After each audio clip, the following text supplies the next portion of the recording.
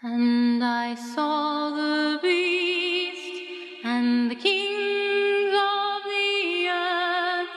and their armies gathered together to make war against him that sat on the horse and against his army. And the beast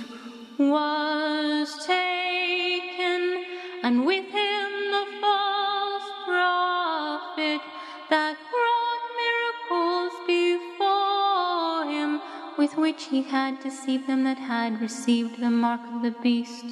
and them that worshipped his image. These both were cast alive into a lake of fire, burning with brimstone, and the remnant were slain with the sword of him that sat upon the horse. And I saw the beast and the kings of the earth,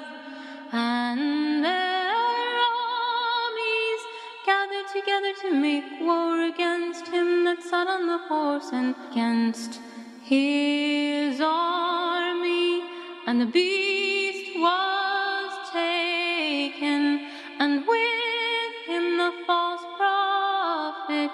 that wrought miracles before him, with which he deceived them that received the mark of the beast, and them that worshipped his image. These both were cast alive into the lake of fire, burning with brimstone, and the remnant was slain with the sword of him that sat upon the horse,